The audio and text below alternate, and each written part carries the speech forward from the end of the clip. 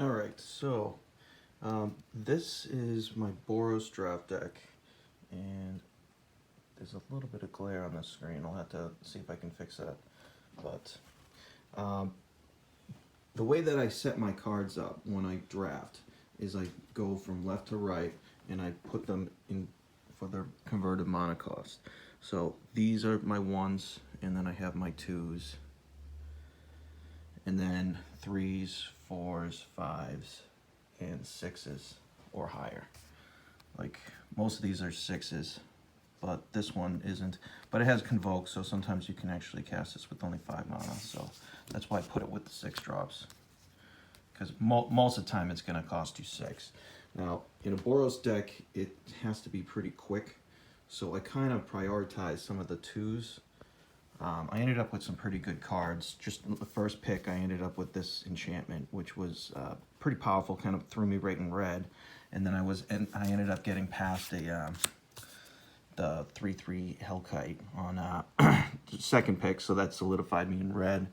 That's kind of why I went Boros, because I wasn't getting a lot of blue, and I kind of pinned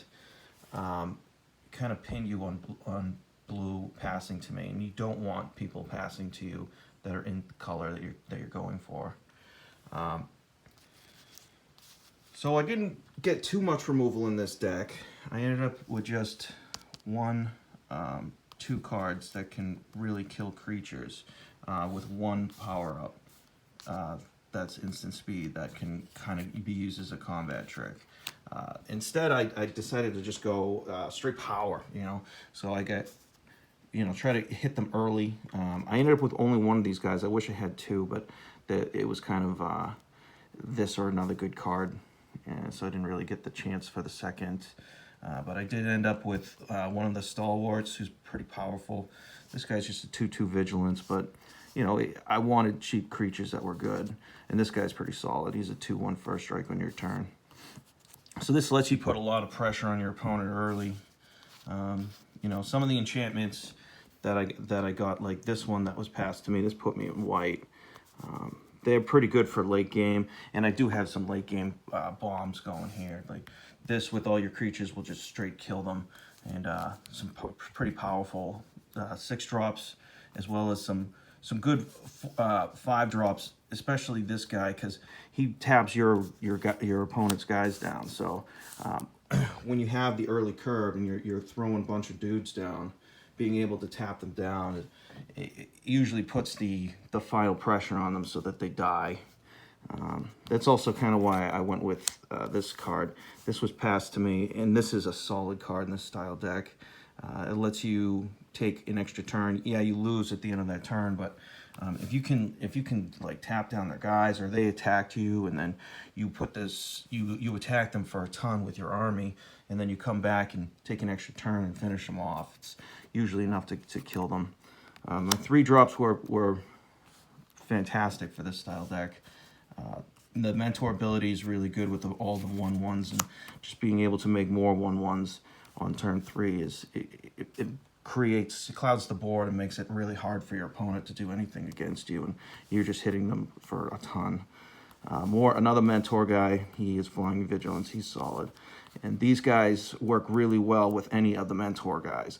Not only does your guy get +2, +0, which it's a nice little hit when you're swinging in for everything, but like if you give this guy +2, +0, the mentor hits again, allowing you to like mentor up, say, another mentor guy like him, so he becomes a 3. And then when that ability wears off, then you come, even though he's a 2, he's now at a 3. So when he attacks, he can mentor him back. So now all of a sudden, your knight is also getting larger, and that ability kind of stacks together. And that's really what you want to be doing with a mentor style deck. This card is just another finisher that lets you get forest, because I didn't want to play a lot of green, even though I splashed it. Like this card is green, and I mean this card is green too. Give all your creatures +2/+2 till end of turn is pretty fantastic when you have just a bunch of little guys, especially since you don't really have much removal in this deck. So because you don't have removal, you need ways to just punch in, and that's why I went with that. So I did grab some lands that would work for getting me some green. This is just a gate in my colors. You know, it's not too hard to get the colors you need because they're all like one. But I mean, it's nice when you have like a multicolored land, because sometimes you want to be able to cast like 2 white creatures.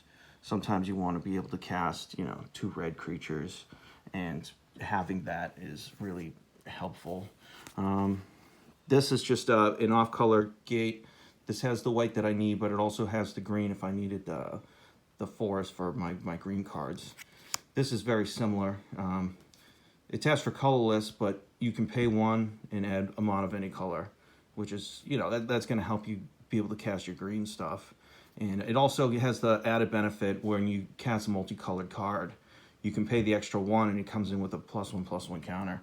And most of the cards are multicolor, like multicolor. Even though they're, like, I'm not really using green that much, I'm just using white. These count as multicolored cards, so they get that bonus. Even this guy, he's a multicolored card too, so that definitely helps out. One of the biggest concerns that you're going to have when building a deck is trying to curve out. It's important to put down your cards this style so you kind of get a flow of what you're going to be doing each turn. So, like, it's nice to be able to play 1-drops, but you don't need 1-drops. And these types of power-ups, you want to kind of count them as just 1 added to whatever you're doing that turn. Like, this deck wanted to go off quick, so I had several 2-drops. You know, there's 6 in all, and I almost put in another one, but he kind of didn't fit the scheme of what I was doing. I didn't really care about walls that much. I just had too many guys. There was no way that walls were going to slow me down any, you know, very significantly. And then, you know, you need to make sure that you have 3-drops too, or at least be able to cast a 2-drop and a 1-drop on turn 3. And same thing with turn 4. Like, you should be able to get to 4 mana on turn 4 if you're playing the right amount of lands, which the correct number in 40 is about 17. And that'll be able to get you to 4 basically every time on 4. So on turn 4, you're playing a 4-drop. And then the high drops, this deck plays a lot. I just thought I got some really good ones. You know, like this guy's just insanely powerful. This guy is perfect in this style deck because it kind of combos with the enchantment that you have, where like you can't play cards from your hand. So this guy lets you discard all the cards and draw new ones. So you know, you're gonna build up a bunch of cards in your hand. So being able to discard them and draw more just might get you over the edge, so you can just destroy it and then play whatever you have. So like just little combos like that are kind of nice to, you know, they're not that relevant. It's more you want a good curve than anything else, but they are nice to have, and kind of cute little things that you throw in there will definitely help you out as you keep learning how to play this game. These are some of the cards I ended up taking out. 4-drop removal. I figured if I was playing against some powerful things or a bunch of 1/1s, then these would be good to throw in game 2. But I didn't want a lot of removal with this deck. I wanted to be the aggressor in every game. I wanted to come out the gate swinging, and you can't do that if you're trying to kill all their creatures. This guy would have been good against the Boros mirror, but I really didn't need him. I felt like I had too many high drops, and I wanted to make sure I hit all my low drops. This was another one. He's a very powerful card in this style deck because I just play so many dorks. But it just seems kind of silly to have an off-color bomb when I have so many on-color bombs. Like, all these are in my colors, and they're all just as good, in my opinion. These guys, I felt I had too many of these boars, and I didn't want to be clouded with 4-drops. And I ended up taking these guys out because the way I looked at it, I want to be swinging as much as possible. Convoke is really good in green-white, but it's not as good in red-white. I mean, it's good for cards like the Angel, because, I mean, come on.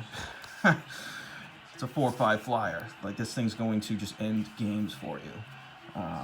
But I just wanted to be hitting them, and hitting them a lot with the Mentor ability, more than trying to power out Convoke spells. So, yeah, this is my my red-white, and I hope I gave you some ideas of how to build and how to try to curb. You know, low curb versus like a mid-range curb, which would be more 3-drops and less 2-drops, and or like a controlling version would be a bunch of removal and then some high drops. You know, so you can survive until you can play your big creatures. But you know, in this style, you want it low. If you're going to be hitting them and trying to kill them with damage early, you want low drops. And if you're trying to kill them somewhere in the middle of the game because you just have high quality cards, then you want to be somewhere with more 3s instead of the 2s, and maybe a few more 4s. So, and that's it. Hopefully you find this video helpful.